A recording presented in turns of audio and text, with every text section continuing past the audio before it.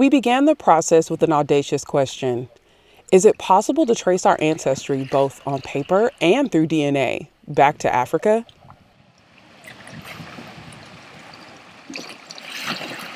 Do I think you can do it? Yes, I think you can do it, but it's going to take some creativity and some patience.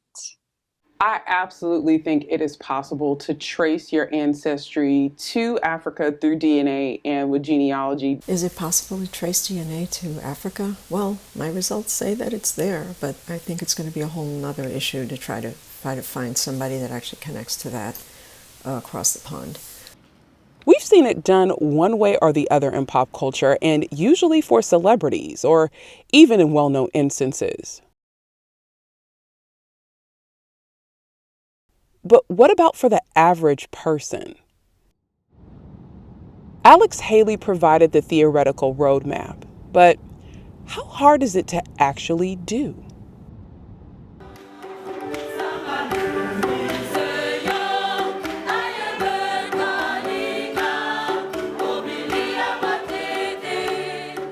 In this episode, get a bird's eye view into the personal research efforts of professional genealogists as we answer the "Can we really trace back to Africa" question. Why should we settle for just one over the other, right? And I think part of the problem is that so many people did not think that this process was possible, right? Because there's that long held myth that we don't have records, we're not mentioned in records because before the law, we were not recognized as human beings. And so when you have that thought process perpetuated over a large number of years, naturally people start to think that it just isn't possible to trace ancestry back to Africa on paper or even really through DNA.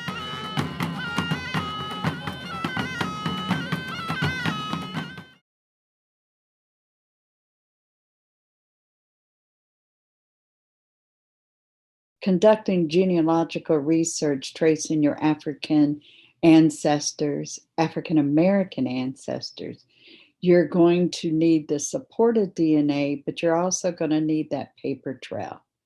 The paper trail is critical, but in some cultures, they don't have a paper trail. They have oral history.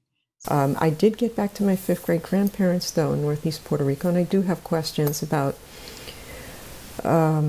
the status as free people of color and what will I be able to get past a color.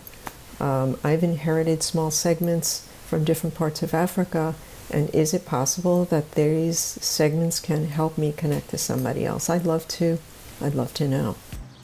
Millions search through records every day in hopes of finding their ancestors, yet most are unaware that choices made decades ago determine whether or not they'd have access to them. This is even more the case when it comes to records that document Black people within the United States. Most of what we search comes from copies of records made by the Genealogical Society of Utah, or GSU, founded in 1894 by the Church of Jesus Christ of Latter-day Saints, stewards of the website Family Search.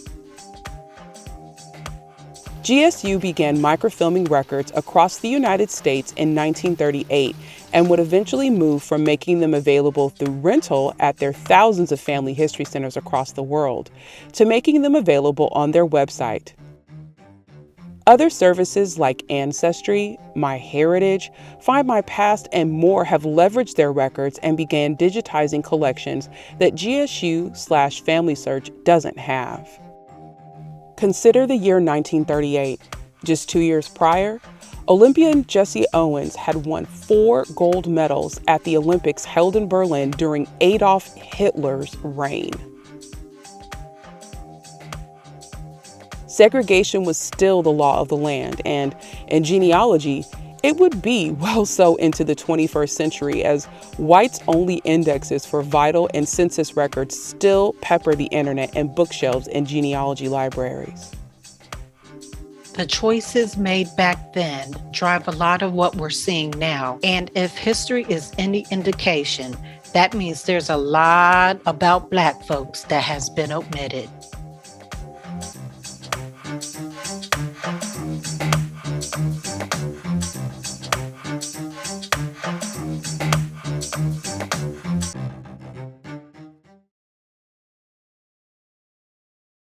Part of the issue is that while you can simply put in a location to search within your DNA results, right? Looking at birthplaces of the ancestors of your DNA matches, and you can put in locations in West Africa or Africa at large, and find somebody who has a tree that, you know, where all four grandparents are going back to a country within Africa.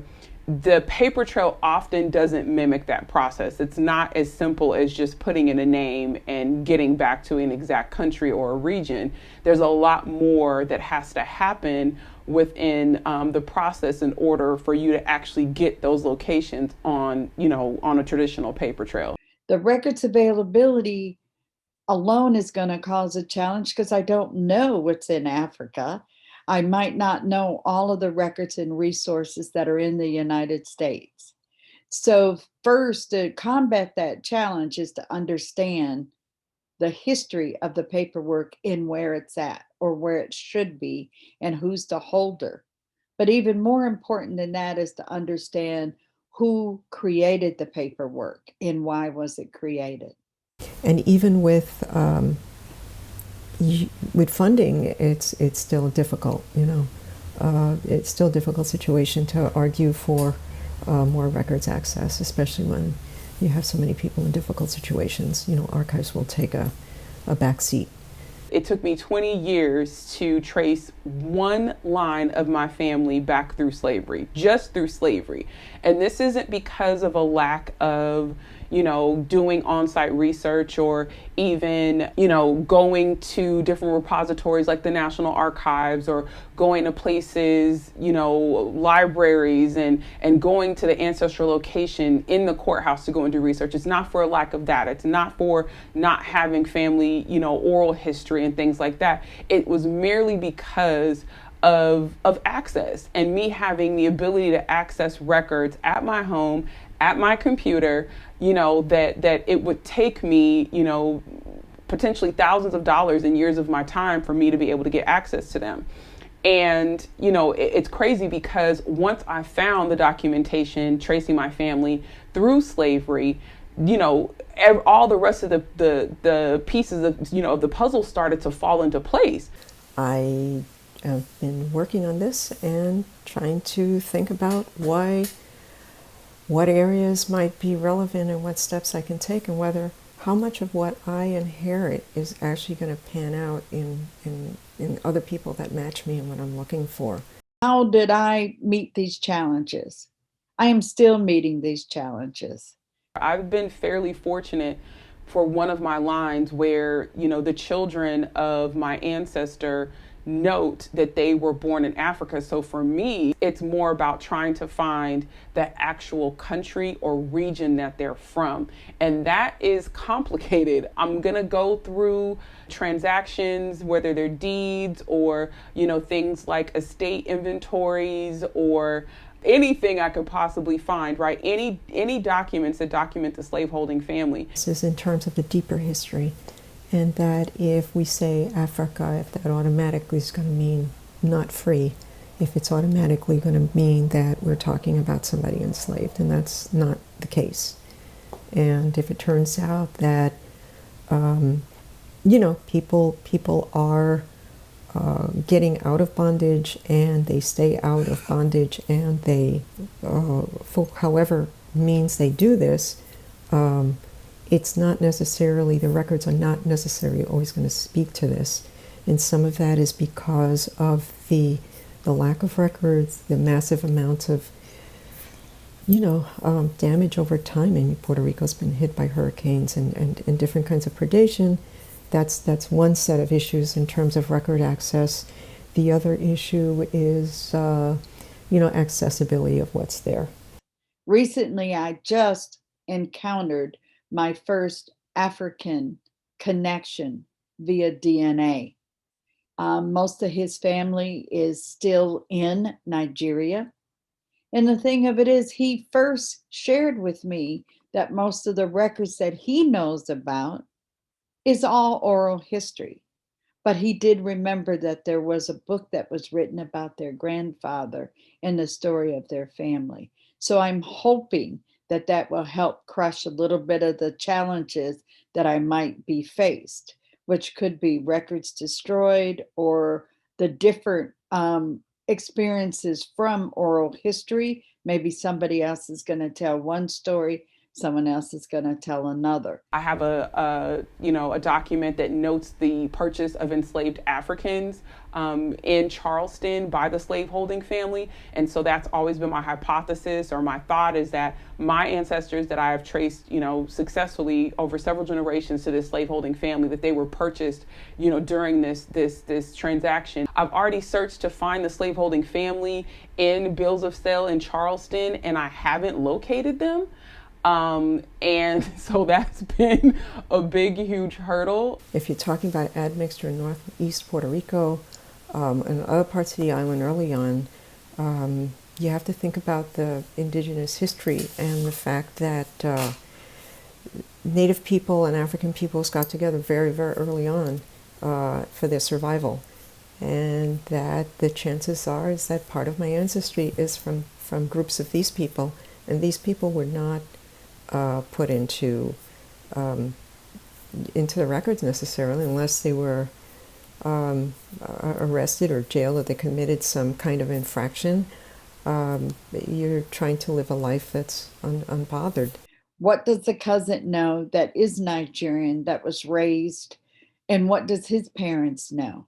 I'm going to gather the same information that I would if I was researching just in the United States. I'm going to start off with what I know. But I also got to recognize what I don't know. Number one, about the transatlantic slave trade. What ships were coming in? What would have came in possibly to meet the fifth generation or fifth to eighth cousin? What would be the time frame? So I think my experiences are going to have to be back to the basics and not trying to create that there's going to be some magic that I'm going to be able to find to connect back to Africa. It's going to take some persistence, and I'm going to have to be patient, and so will my newfound cousin that's 100% Nigerian.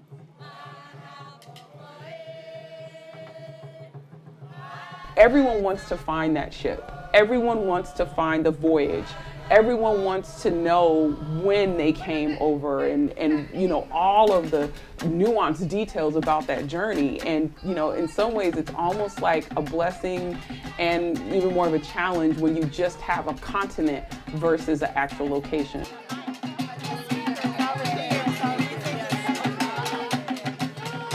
The legal changes in Puerto Rico happen with the changes with the laws for enslaved people. So as soon as the 1808 law that was followed by another change in 1826 and then another change in 1849, and then ultimately the plan for this really gradual emancipation in 1873. So finding where my family is along that continuum should be pretty helpful. And by mapping out the collateral lines, it's very likely that I'm hoping that I'll find something that will lead me back to another location or confirmation that they were enslaved, and that history is much more so complicated, and it's so much more than just black and white. This is my first connection back to Africa after 30 years of experience of researching, and it finally came through. That will be some of the work that will have to be done, is to advance my knowledge on DNA and tracking back to Africa.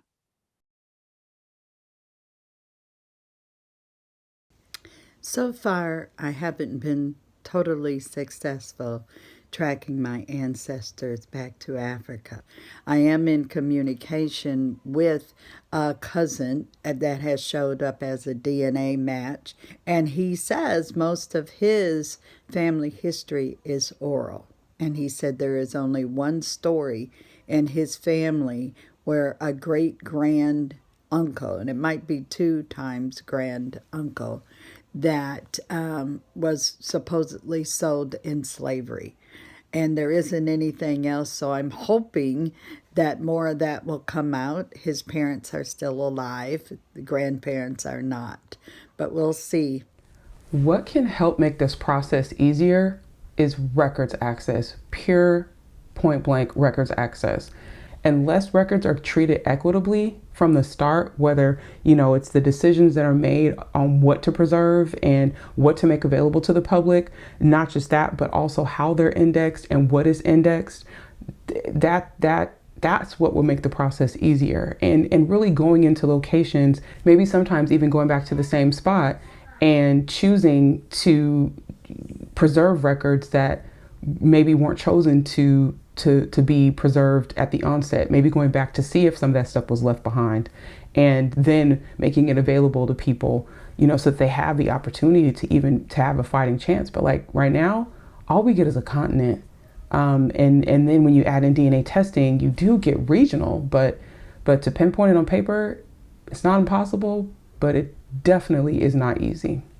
I still hold on to that promise of connecting to an African match, and I think it can happen. Maybe it will never be enough for my results, but I think for people with other people with Puerto Rican ancestry, they will probably have a better chance than I have. It's also a big reminder that this isn't traditional genealogy. And what we wind up doing is basically collecting all of these bits and pieces together. And it's left over from a system that's designed to annihilate identity. So the intent that we're trying, the place that we're even starting from is kind of different than traditional genealogy.